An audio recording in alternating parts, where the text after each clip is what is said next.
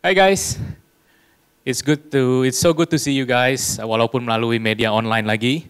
But hari ini saya menyapa saudara itu dari Art Hotel, so it's very good untuk saya bisa kembali berhadapan dengan saudara, tapi melalui atau saya berada di gereja kita. So it's really a good feeling at the moment. Saya berharap kalian semua baik-baik di rumah, and still bear in mind bahwa the pandemic isn't over yet. Jadi make sure ketika kalian keluar rumah itu you still memperhatikan keselamatan saudara maupun keselamatan orang-orang di sekitar saudara.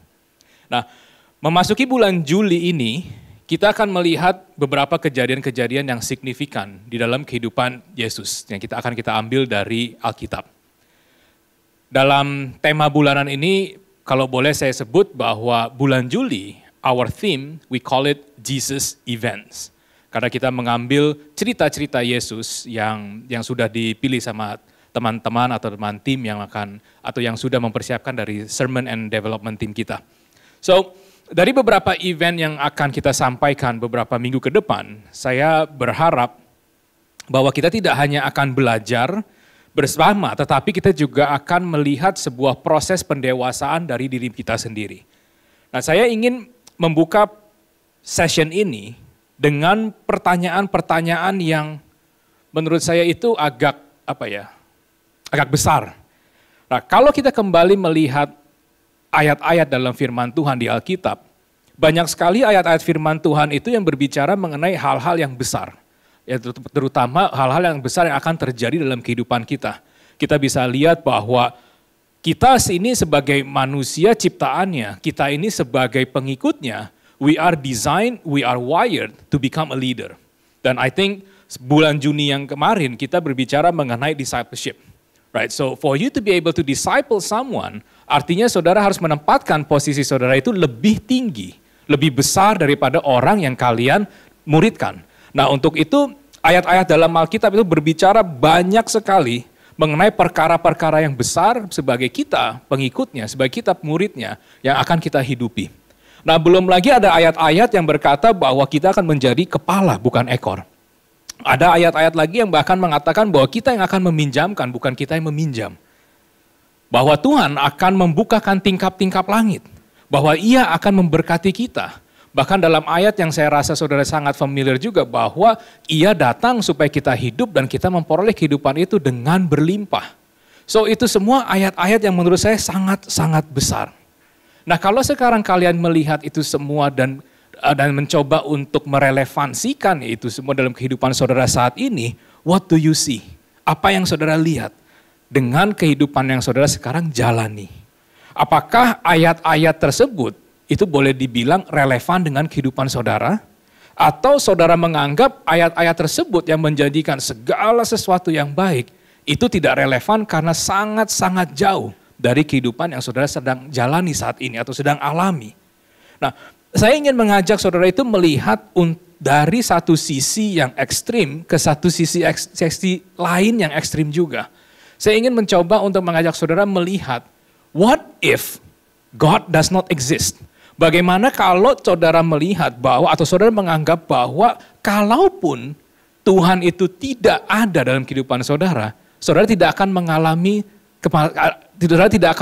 sebuah kesulitan atau kesusahan. Di ekstrim yang satu lagi, saya ingin mengajak saudara untuk melihat bagaimana kalau Tuhan itu mengequip saya dengan talenta yang lebih, memberikan saya dengan kesempatan-kesempatan yang lebih. So those two extreme situation yang saya ingin saudara untuk mencoba melihat. Nah, dari pertanyaan-pertanyaan itu yang tadi saya sudah lontarkan, saya ingin saudara melihat kembali lagi, sekali lagi. Janji-janjinya Tuhan, janji-janji dalam firman-Nya, dan dengan kehidupan saudara saat ini. Karena apa?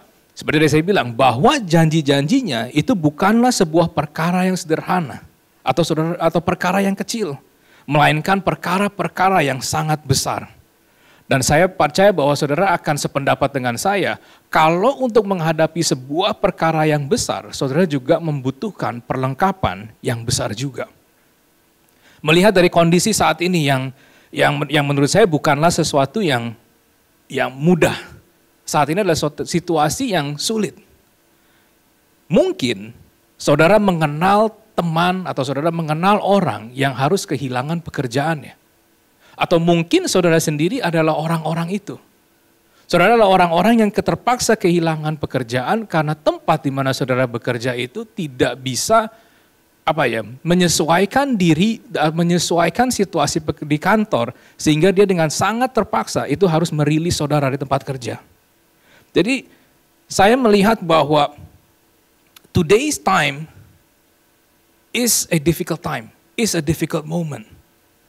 Dan saat-saat krisis seperti sekarang ini, yang saya harapkan adalah saudara masih dapat melihat janji-janji Tuhan itu masih relevan dalam kehidupan saudara.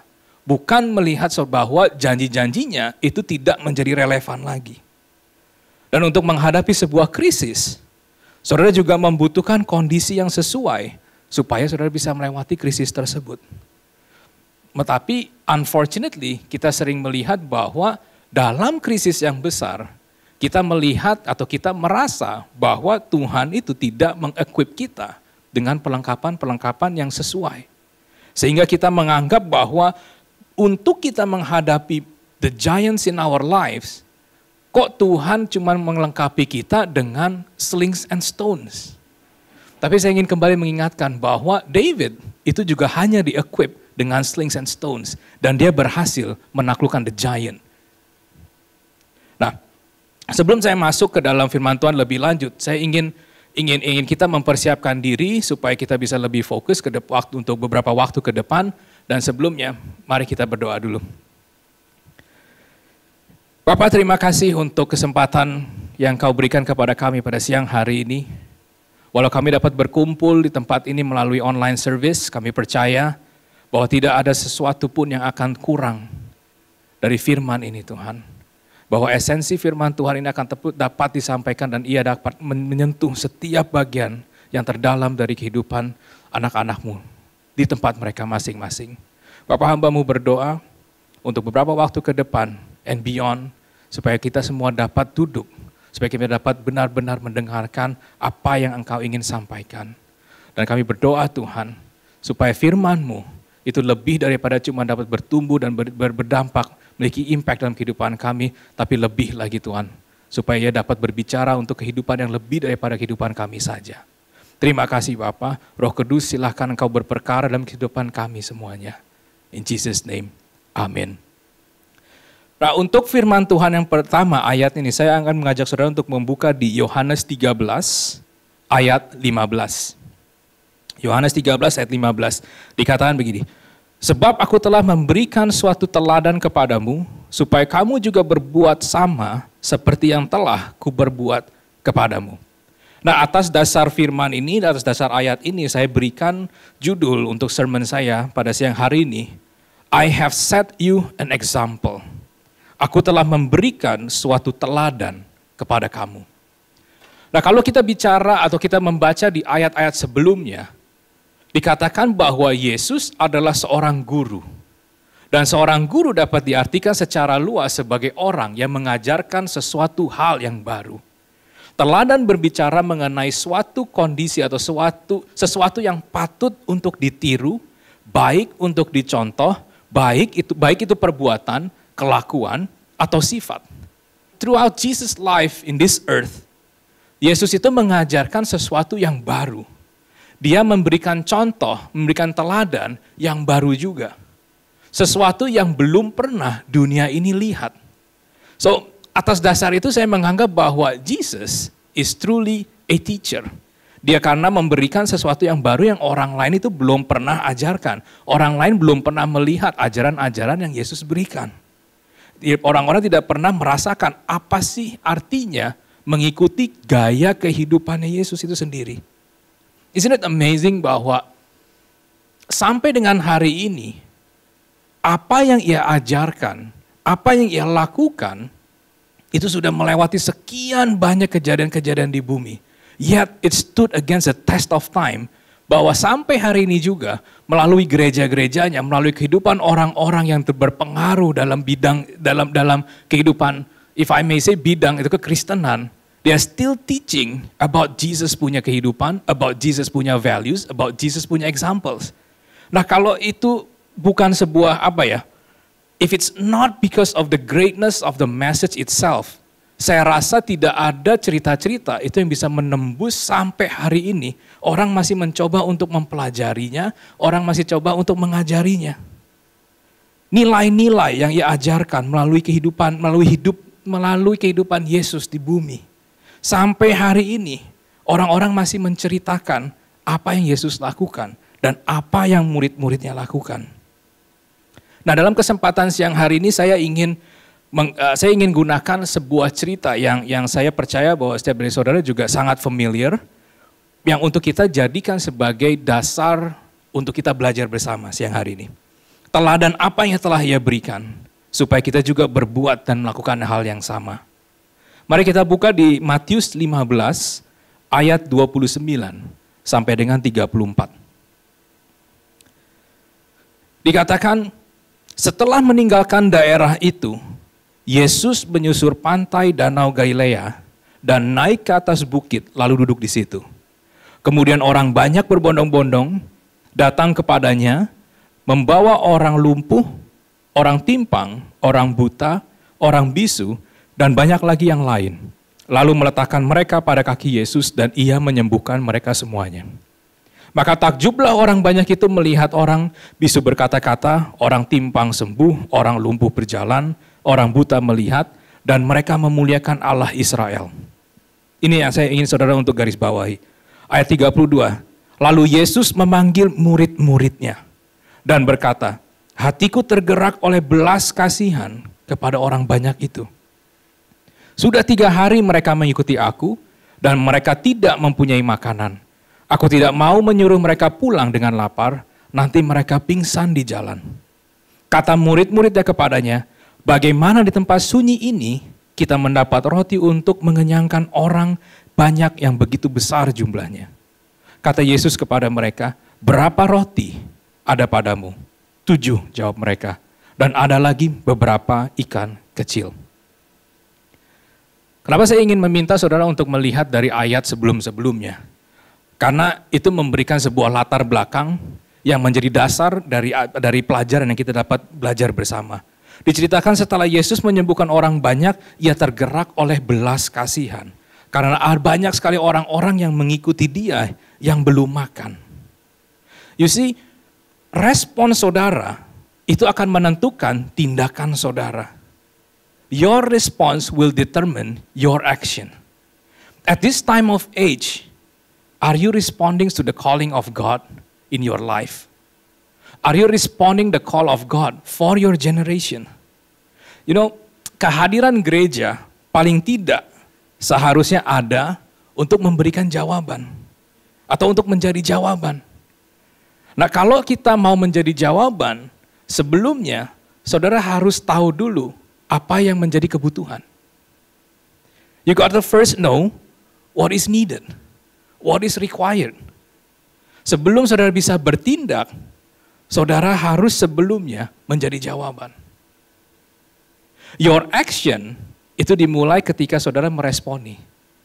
You know, how powerful it is kalau saudara sebelum bertindak saja, respon saudara itu sudah dikonsider sebagai action. Action itu kan sebenarnya sesuatu yang tindakan yang nyata.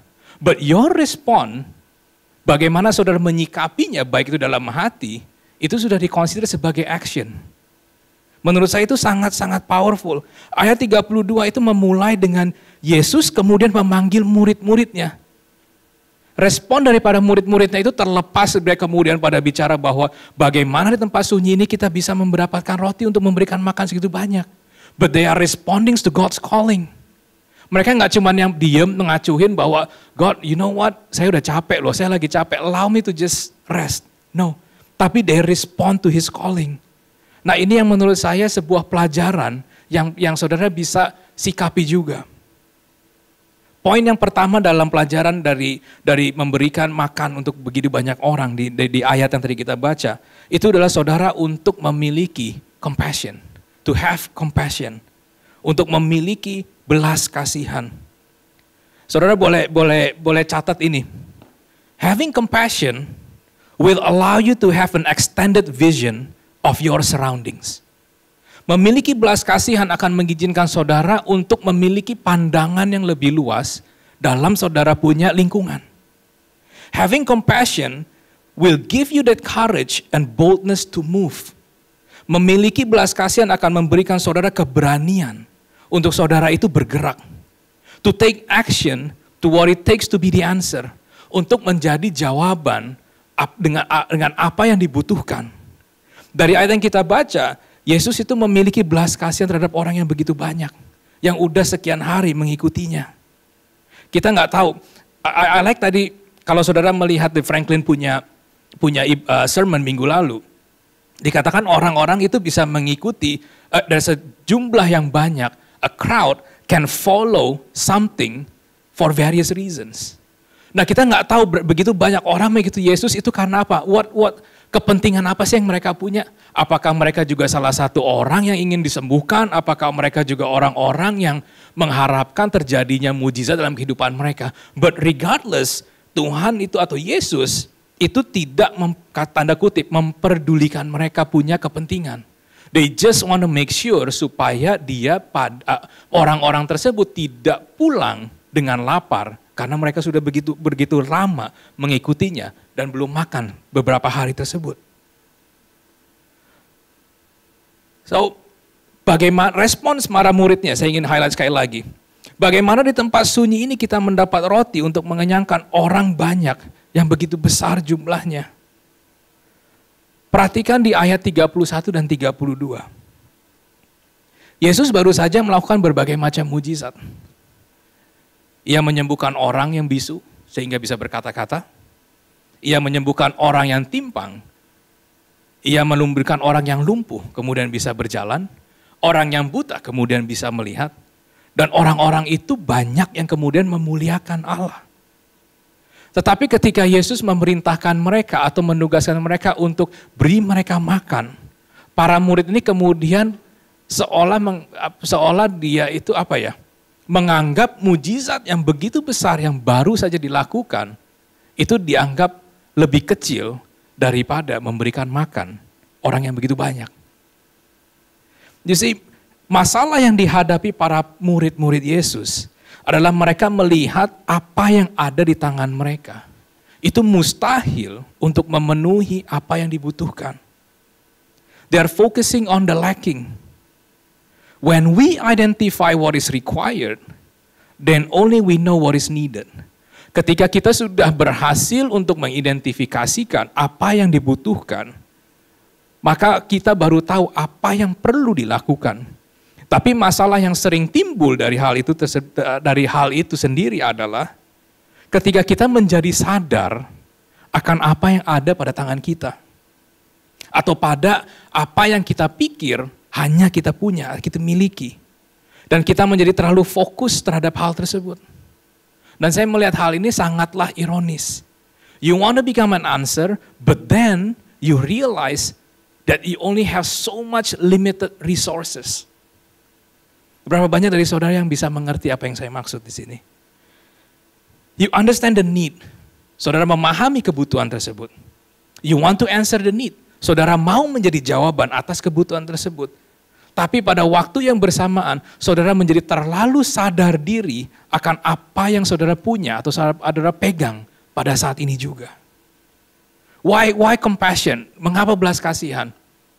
Karena menurut saya hal-hal yang baik yang bukan naturally comes from a human being itu perlu dibentuk dan perlu dipupuk. Hal yang sama untuk kita memiliki belas kasihan yang begitu besar, we must change the way we think, with the way we see, dan kita harus belajar untuk melihat sekitar kita. We got to elevate ourselves. Kita harus meningkatkan diri kita sendiri. Kita perlu lebih peka terhadap apa yang dibutuhkan oleh sekitar kita. Dan saya ingin meng-highlight apa yang ada pada murid-murid Yesus. Mereka cuma memiliki 7 roti dan beberapa ikan kecil. Kalau at the end of the story, saudara akan lihat bahwa 7 roti dan ikan-ikan yang kecil itu berhasil memberikan makan 4.000 orang laki-laki Itu belum dihitung perempuan dan anak-anak. Imagine something that is so small, something that is so little, itu bisa memberikan makan sebegitu banyak orang. Dan hari ini saya ingin menanyakan kepada saudara, apa yang saudara miliki di tangan saudara? What do you have in your hands? Talenta apa yang saudara miliki? Kemampuan apa yang saudara miliki? Mungkin saat ini saudara menganggap bahwa talenta maupun kemampuan, pengetahuan atau macam-macam itu tidak sebanding untuk bisa menjawab kebutuhan orang di sekitar kita. Tapi on the other hand, setelah kita membaca, mungkin saat-saat seperti sekarang ini, saat krisis seperti sekarang ini, saudara bisa belajar untuk melihat bahwa janji-janjinya adalah sesuatu yang masih relevan dalam kehidupan saudara. Regardless hal tersebut saudara anggap tidak menjadi relevan. Karena kita sering menganggap bahwa Tuhan tidak mengequip kita dengan apa yang seharusnya Dia equip untuk kita melewati masa-masa krisis seperti sekarang. So, poin yang pertama yang tadi saya ingin sampaikan adalah untuk kita belajar untuk memiliki belas kasihan. Poin yang kedua, kita buka di Matius 15, lanjutan dari ayat yang tadi, ayat 35 dan 36. Lalu Yesus menyuruh orang banyak itu duduk di tanah.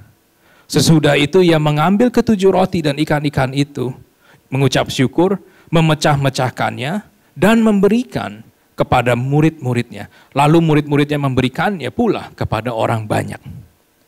Poin yang kedua yang saya ingin kita belajar dari ayat ini adalah start with what you have. Belajarlah untuk memulai dari apa yang saudara punya. Apa yang saudara miliki saat ini. What you have in your hand may be insignificant. Tapi kalau saudara pikirin lebih jauh, apakah saudara pernah berpikir bahwa saya ditaruh dalam posisi-posisi tertentu yang tidak enak, seperti contoh sekarang dalam krisis ini. Tuhan punya agenda yang lain, Dia punya motivasi yang lain. Mungkin Ia ingin tanda kutip mempermalukan saudara. Atau mungkin Ia ingin menunjukkan Dia punya kuasa. Guys, I don't think that He wants to embarrass you in any ways. I don't think Dia cuma ingin sekedar kayak pamer kuasanya Dia begitu besar. No, I don't think so. Tapi Ia pingin supaya saudara dan saya itu belajar untuk mempercayainya. So, dia ingin untuk kita belajar untuk menaruh apa yang kita punya ke dalam tangannya. Jadi saya percaya berapapun dan apapun yang ada di tangan saudara, itu Tuhan dapat merubah hal tersebut beyond dari apa yang kita bisa bayangkan. Tapi kalau kita tidak sendiri, kalau kita tidak dimulai dalam diri kita sendiri untuk kita mengakui apa yang kita punya, I don't think you are giving a chance for God to work in your life. Menurut saya, saudara tidak memberikan kesempatan untuk Tuhan itu dapat bekerja dalam kehidupan saudara. Dari kisah ini, saya simpulkan bahwa Tuhan ingin mengajarkan bahwa apa yang ada di tangan kita itu cukup. Apa yang ada dalam kehidupan saudara saat ini itu cukup untuk melewati musim yang saudara alami. So guys, let's start with what you have. Apa yang ada di tangan saudara. Selama ini, bahkan dalam perikopnya itu ditulis bahwa Yesus memberi makan 4.000 orang. Tapi saya ingin coba untuk mengajak saudara melihat bagaimana kalau ternyata mujizat ini bukan tentang Yesus memberi makan 4.000 orang. Melainkan mujizat mengenai bagaimana Yesus bekerja dengan apa yang para murid itu miliki, yang kemudian Ia berkati, yang kemudian itu dapat memberkati orang yang banyak. So the miracle itself is not about the 4,000 people. The miracle itself is about the disciples of God. Itu mempercayakan apa yang ada di mereka to God. Roti yang mereka miliki itu cuma 7. Dan beberapa ikan kecil. Mujizat dilakukan supaya para murid itu kemudian bisa merasakan. They can be first hand witness how God changed what they have to feed the multitude number of people. Nah, saya ingin menganggap keberadaan saya itu signifikan. I know kayaknya kurang rohani banget ya untuk menganggap seseorang itu penting. Tapi saya temukan bahwa hal tersebut sebenarnya membuat saya itu accountable untuk membuat supaya memacu untuk diri saya itu berguna. Because unless saya itu bisa berdampak, memberikan dampak untuk orang-orang di sekitar saya, maka sebenarnya keberadaan saya atau ketidakberadaan saya itu tidak akan memiliki dampak apa-apa. So that's why I like to think myself as being important and required. Kalau saya menganggap seperti demikian, saya percaya bahwa ada sebuah dorongan baru yang ada dalam diri saya itu yang akan memaksa saya itu untuk bertumbuh. The urge will force me to enlarge and expand my capacity as a person. Dan oleh sebab itu saya pun juga akan bertumbuh menjadi seorang manusia yang saya percaya lebih baik. And as you grow, seiring dengan pertumbuhan saudara, menurut saya tidak hanya akan seorang pribadi tersebut yang diuntungkan, melainkan sekitarnya pun, the surroundings. Baik itu keluarga, baik itu komunitas, atau bahkan gereja.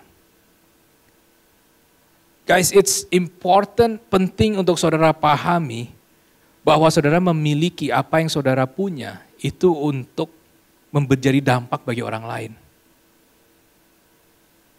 Kalau saudara menganggap bahwa keberadaan saudara itu insignificant, I'm just gonna urge you to start to have a new way of thinking. Karena it means, sorry to say, tapi saudara mengecilkan kuasa Tuhan dalam kehidupan saudara dan untuk keberadaan saudara itu sendiri. So today guys, apa yang ada pada tangan saudara? What do you have? Start with what you have and give it to God. Mulai dari apa yang engkau miliki dan serahkan hal tersebut kepada Tuhan. Ini yang menarik dan gak mudah. Izinkan Dia untuk memecah-mecahkannya. Dan ketika saudara melihat hal tersebut dikembalikan kepada saudara, percaya itu akan jadi sesuatu yang berbeda. Kalau hari ini, sampai dengan saat ini, saudara merasa bahwa I can make it through this far hanya karena kemampuan saya, kekuatan saya, percaya. Ketika saudara hari ini menyerahkan itu semua, watch what will happen. Watch what God will do with your life. Ada sebuah quotes yang sangat powerful yang saya temukan beberapa hari yang lalu di Instagram. Dikatakan dari T.D. Jakes. Well, T.D. Jakes says this. God works best with the broken pieces. Itu sesuatu yang wow. Roti yang dia berikan oleh murid-muridnya, ikan-ikan yang diberikan, itu God broke it into pieces. Your life and my life is as if ketika saudara berikan, itu juga akan dipecah-pecahkannya. Dan kemudian ia akan kembalikan menjadi dampak untuk di sekitar saudara. Saya percaya betul bahwa kalau saudara mengizinkan diri saudara, kalau saudara izinkan untuk memberikan diri saudara untuk dipecah-pecah oleh Tuhan, impact yang saudara miliki is beyond than what you can imagine, what you can think. Apa sih yang maksudnya dipecah-pecahkan? Saudara bisa bicara mengenai proses. Apa yang perlu hilang dari kehidupan saudara? That's a process of being purified. Supaya saudara menjadi sebuah pribadi yang lebih baik. Supaya saudara dapat menjadi memberikan dampak yang lebih baik. Like Franklin said minggu kemarin, menjadi jawaban itu baik. Tapi kalau cuma sekedar kita menjadi jawaban, saya percaya juga di satu sisi, mungkin people surrounds you, will always comes to you hanya untuk mencari saudara supaya dapat jawaban. Tapi kalau saudara bisa menjadi jawaban dan memberikan dampak kepada mereka, mereka itu bisa belajar loh untuk menjadi jawaban. Untuk menjadi jawaban atas kehidupan mereka sendiri. Dan kemudian the chain of reaction kalau terjadi kemudian, it's as if it's a never ending, kayak chain of if I may say problem solver. Dan kalau terjadi chain of problem solver, kembali lagi, kemuliaannya siapa yang akan diterima, siapa yang akan menerima kemuliaan tersebut. It is because of God works through your life. Dan menurut saya hal tersebut, is an ongoing process. Proses yang engkau akan hadapi dan engkau akan jalankan seumur hidup saudara. Sebuah proses yang akan senantiasa itu saudara jalankan untuk mendewasakan saudara. Dan semakin mendekatkan saudara untuk menjadi seperti serupa dengan gambar dan rupanya. Mengapa saya katakan proses seumur hidup? Karena saya rasa Tuhan tidak menciptakan saudara itu untuk sebuah event tertentu. But He create you to go through many events supaya saudara bisa kemudian menjadi dampak bagi kehidupan orang-orang. Poin yang ketiga, don't be a dead end. Jangan menjadi jalan buntu kalau bahasa Indonesia hari-harinya. Artinya jangan sebuah berkat itu stop di saudara. Jangan sebuah jawaban itu kemudian stop di saudara. Jangan sebuah kebutuhan yang saudara udah terima itu stop di saudara. Because there's always gonna be other people yang membutuhkan jawaban seperti saudara sudah terima. Ayat berikutnya di ayat ke-37 dan 38.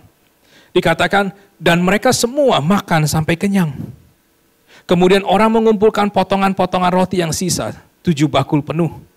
Yang ikut makan ialah 4.000 laki-laki, tidak termasuk perempuan dan anak-anak. Now, saya ingin saudara untuk melihat kembali bahwa what if roti yang dipecahkan, ikan yang dibagikan itu stop di murid-muridnya. Kemudian murid-murid tersebut, no, Tuhan saya juga lapar, gue juga lapar. Dia kemudian gak mau membagikan kepada segitu banyak orang. Dan kalau if that's the case, maka ayat itu mungkin cerita ini akan timbul, akan ada tercatat di Alkitab for the wrong reasons. But it's there for the right reasons. Karena apa? Saya percaya bahwa Tuhan memiliki suatu rencana atas kehidupan saudara. Itu jauh daripada cuman your life alone. Sama seperti kehidupan para murid-murid Yesus itu sendiri.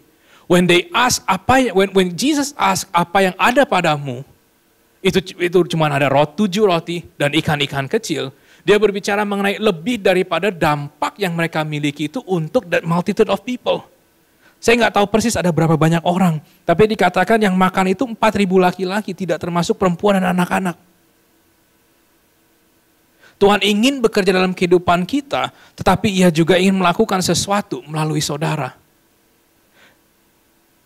In you, but not just for you, but through you. Dalam diri saudara, tapi bukan untuk saudara sendiri, tetapi melalui saudara. So if we think of all the potentials and passions yang ada dalam diri kita sendiri, kalau saudara berpikir bahwa itu semua hanya untuk kepuasan tanda kutip saudara, I have to say that you guys have a wrong mindset. Dan memiliki belas kasihan itu akan membantu saudara untuk melihat bahwa apa yang ada dalam diri saya itu ternyata bisa digunakan oleh Tuhan untuk orang lain. It will enable us to not just think about ourselves. Itu belah kuasa daripada belas kasihan. Ayat ini juga mengajarkan your shortage, kekurangan saudara, di tangan saudara, itu akan tetap menjadi sebuah kekurangan. Tetapi begitu kita menyerahkan hal tersebut kepada Tuhan, Tuhan dapat merubah itu semua menjadi suatu kelimpahan.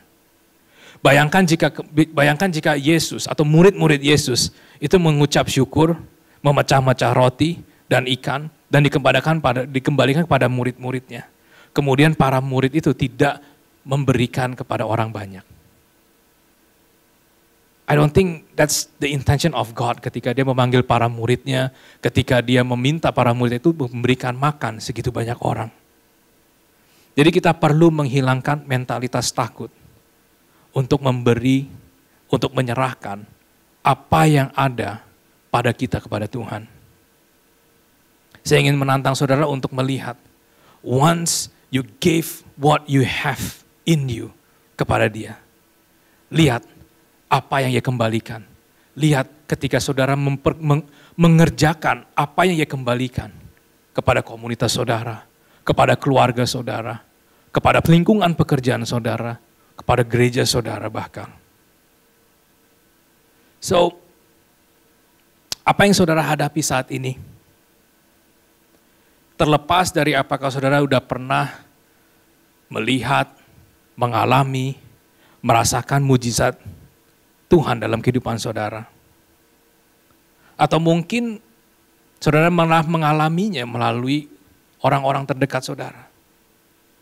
Saya ingin saudara percaya bahwa ia mampu melakukan mujizat untuk dan dalam kehidupan saudara. Menurut saya itu sebuah hal yang amazing.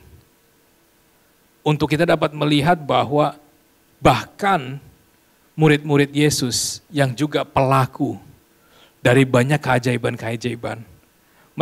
Mereka pun juga memiliki mungkin keraguan dalam kehidupan mereka. Itu suatu hal yang menurut saya itu sangat menyejukkan diri saya sendiri. Karena bahkan murid-muridnya yang hidup begitu dekat, berjalan begitu intimate dengan Tuhan, they too feel, mereka pun juga merasakan bahwa what they have is not enough. Artinya kita semua juga orang, we are human after all. But at the same time, mereka juga memiliki sebuah ketaatan untuk mereka meresponi ketika Yesus manggil mereka, they responded. It's amazing bahwa mereka kemudian menjadi sadar bahwa apa yang mereka miliki, kapasitas yang mereka punya, itu di tangan Tuhan, itu dapat bekerja jauh daripada apa yang mereka pikirkan. So today, kembali, what's in your hand? Berapa roti yang ada padamu? Yang saudara mungkin hadapi saat ini juga mungkin gak sebanding dengan apa yang ada pada kalian. Apakah mungkin aktivitas di tempat kerja, di rumah, secara keuangan, bahkan dalam pelayanan saudara. No matter how impossible it may seems, saya ingin saudara itu tetap mempercayai Tuhan. Saya ingin saudara tetap mempercayai bahwa firman-Nya itu tetap berlaku untuk saudara.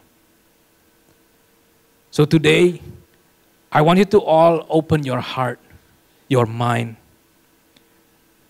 Cari apa sih yang menjadi kebutuhan di sekitar saudara. Apa yang menjadi kebutuhan di lingkungan saudara. Then see what you have in your hand. Saya percaya itu gak cukup. But it's a first step. It's a first action yang engkau bisa lakukan untuk kemudian saudara menjadi jawaban atas apa yang mereka butuhkan. Karena kemungkinan apa yang mereka butuhkan itu ada di tangan saudara. Saya ingin akhiri dengan Amsal 3 ayat 5-6. Percayalah kepada Tuhan dengan segenap hatimu dan janganlah bersandar kepada pengertianmu sendiri. Akuilah Dia dalam segala lakumu, maka Ia akan meluruskan jalanmu. Guys, bayangkan jika murid-murid mereka itu bersandar kepada pengertian mereka sendiri. How on earth will I feed that many people with what I have? Gak mungkin. Tetapi melalui ayat yang kita baca tadi di Amsal 3 ayat 5 ini. Kita diminta untuk dalam segala hal kita melibatkan kuasa Tuhan. It's limitless, guys. Let's challenge ourselves. Not to just limit our potentials, our talents, our passion.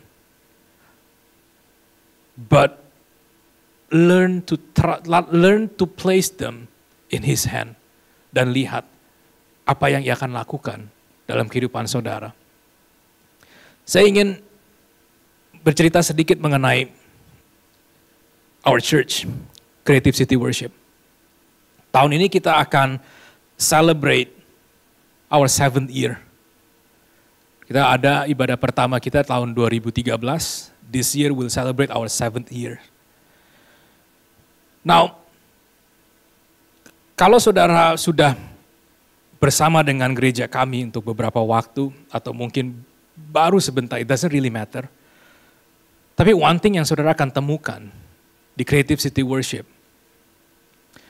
is this church is a home church for some of the best and talented people in its industry. Saya nggak punya keraguan atas hal tersebut. Creative City Worship adalah rumah untuk beberapa orang yang the brightest, the most talented, gifted people in the industry. And Creative City Worship started, it was born out of a vision. Lahir dari sebuah visi, out of compassion. Lahir dari belas kasihan untuk menjadikan tempat di mana orang-orang itu yang ingin belajar mengenai Yesus. Bahkan tidak menutup untuk orang-orang dapat memulai pelayanan mereka dalam gereja ini. That's how Creative City Worship started. It was born out of a vision. It was born out of a compassion bahwa dilihat, hey, you know what? What if the creative industry people itu nggak punya home church yang bisa memberikan mereka kesempatan dan after kesempatan. So, what I'm trying to say is, we responded to a calling. Kita meresponi terhadap sebuah panggilan dan kita mencoba menjadi sebuah jawaban. Dan and guess what? I'm not trying to say kita belum menjadi jawaban. But I'm trying to say, kita belajar bersama untuk menjadi jawaban, untuk memberikan dampak kepada orang yang memang mencari Yesus. Tapi kalau kita lihat kembali lagi, kita sangat terbatas. Kita terbatas dalam pengetahuan kita terbatas dalam kita punya know-how, kemampuan, kita terbatas dalam waktu kita dan sebagainya. But imagine, dalam segala keterbatasannya kita itu, kalau kita libatkan Yesus, kita libatkan kuasa Yesus dalam itu semua, imagine the impact that we may have for other people. Guys, kalau kita hanya melihat bahwa what I have, what the church have at this moment, untuk kita dapat menjadi berkat, untuk jadi berkat, jangankan untuk jemaat saat ini. We dream to become a blessings for the city. Kita bermimpi untuk kita mempunyai visi untuk menjadi berkat bagi kota ini. Tapi kalau kita kemudian terlalu fokus dengan kita punya kemampuan, kita punya jumlah, kita punya keterbatasan and so, dan kita akan menjadi itu aja. We are only gonna serve that small capacity. But imagine kalau kita semuanya bersatu hati, kita semuanya itu kemudian menyerahkan, God, ini loh yang kita punya, this is what I have, this is what we have. Dan kalau kita serahkan itu semua ke dalam tangan Tuhan, tangan Yesus, my God. Saya nggak bisa bayangin apa yang ia akan kelola, apa yang ia akan berikan kepada kita untuk kita kelola. Dan kemudian, man, I'm just gonna have faith that we're gonna be beyond, we're gonna be just more than apa yang visi gereja ini miliki. But it started with a response. Kita responi dulu. So today saya ingin tutup sesi ini dengan pertanyaan yang sepanjang sesi ini saya tanyakan. What do you have in your hand? Baik itu waktu saudara, talenta saudara, kepintaran saudara, kemampuan saudara, whatever it is. Saya tahu itu nggak cukup. But learn to trust God, involve God, and place them in God's hand. Saya percaya kemudian itu akan menjadi beyond than just jawaban. Tapi itu akan menjadikan dampak, itu akan memberikan dampak bagi banyak orang. Let us bow our head and we pray. As we pray, saya ingin kembali saudara untuk mengingat all that time di mana yang saudara berpikir bahwa God, it is so unfair that you've only given me this much, but you allow me to go through so much. Kayaknya nggak adil banget Tuhan kalau Tuhan cuma memberikan saya tuh sedemikian, Tapi engkau meminta saya untuk melewati banyak sekali. It is then maybe saudara sadar, saudara menyadari bahwa selama ini saudara berjalan atas kemampuan saudara, atas kekuatan saudara. But today, I want us to just lepaskan itu semua. Saya ingin saudara untuk menyerahkan itu semua ke dalam tangan Tuhan. Dan saya percaya Tuhan akan bekerja melalui kehidupan saudara beyond than your imagination. Saudara gak akan pernah terpikir bahwa saudara dapat menjadi jawaban bagi orang. Bahkan menjadi jawaban untuk orang-orang. Let's just kembali pikiran itu. Pasti ada that moment. God is so unfair. It takes courage, it takes boldness. Dibutuhkan berbagai macam keberanian. Untuk saudara dapat mengakui bahwa you know what God, ya. Saya tahu ini semua gak adil. Saya tahu Tuhan tidak hanya ingin saya itu hidup untuk diri saya sendiri. Tapi ada hal-hal yang jauh lebih besar yang engkau ingin lakukan melalui hidup saya.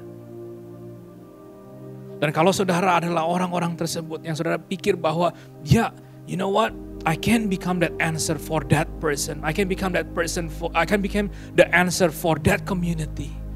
I can become an answer for the church. Saya ingin saudara untuk klik a button for a live prayer. Saya ingin saudara untuk just acknowledge bahwa yes, you know, I've experienced that. I am feeling that way. But the life lately has been overwhelming. That you know what? God is about to change something big in your life. Tuhan sedang membukakan sesuatu yang baru dalam kehidupan saudara. Dan yang dibutuhkan hanyalah untuk saudara respon saudara. Once you place it in His hand, the miracle will happen. The miracle starts to happen. I believe the miracle yang Tuhan lakukan throughout the history of the Bible, He is still doing it now. Dia masih melakukannya saat ini juga. Alkitab bukanlah hanya cerita sejarah. It's not about all the things of the past. But it talks about the present, bicara mengenai saat ini. Dan hal itu juga berbicara mengenai masa depan. Dan saya ingin saudara untuk mulai berkata-kata dalam kehidupan saudara untuk saat ini. Untuk masa depan saudara. And beyond than just that, for the people around you. Bapak, hamba-Mu berdoa untuk anak-anak-Mu di tempat ini. Mungkin ada banyak dari mereka Tuhan yang melihat bahwa saat-saat sekarang, kehidupan mereka yang saat ini mereka sedang hadapi is beyond what they can imagine, what they can think. Bahkan mungkin jauh Tuhan daripada janji-janji dalam firman-Mu. They can't seems to relate that. Mereka kelihatannya kesulitan untuk, you know, kayak nggak nyambung firman-Nya sama kehidupan yang mereka sedang hadapi. But today, kami mau bersatu hati Tuhan. Kami mau commit, we want to dedicate our life. We want to see a change in our life for other people. Nggak cuma diri kita sendiri Tuhan, tapi juga untuk orang-orang di sekitar kita. Berikan kami kekuatan, berikan kami kemampuan untuk dapat melihat lebih daripada apa yang ada pada tangan kita saat ini. Ajarkan kami Tuhan untuk lebih dapat bersandar hanya dalam kekuasaan-Mu saja. Ajar kami untuk bersandar pada kebesaran nama-Mu saja. Bahwa banyak hal yang kami tidak dapat mengerti apa yang sedang terjadi. Mengapa itu sedang terjadi. And at times, I know kita gak perlu ngerti juga Tuhan, kita perlu taat. Kami mau Tuhan di hari ini, we just want to soften our heart. Kami ingin melunakkan hati kami. Let your power, let your spirit work amongst us, amongst this church. Izinkan kuasa-Mu bekerja dalam kehidupan setiap daripada kami, melalui kehidupan kami. For the greater purpose, untuk tujuan lebih besar, untuk tujuan yang Engkau miliki dari setiap pada kami Tuhan. Once again God, thank you for this wonderful opportunity. Kesempatan yang begitu baik Tuhan yang Engkau berikan kepada kami semua. Father, we speak blessings over the lives of your children in Creative City Worship. We speak blessings over their work, untuk pekerjaan mereka, untuk kehidupan orang-orang yang mereka kasihi. Kami berbicara untuk perlindungan-Mu yang sempurna atas kehidupan kami semua. Kemanapun kami pergi, kemanapun kami berada, kami percaya bahwa Engkau ada bersama-sama dengan kami. Bahwa kami, ajar kami untuk lebih bisa berjalan dengan Engkau. Father God, we just want to place everything we have on your hand. Kami percaya Tuhan, ketika Engkau mengembalikan itu semua kepada kami, it won't be a dead end on us. Tapi akan banyak orang lebih mengenal Engkau melalui kehidupan kami. Untuk kemuliaan-Mu saja. Terima kasih Bapa untuk kesempatan yang begitu baik dan indah ini. We just want to praise you and glorify your name. Thank you Jesus. In your name we pray. Amen.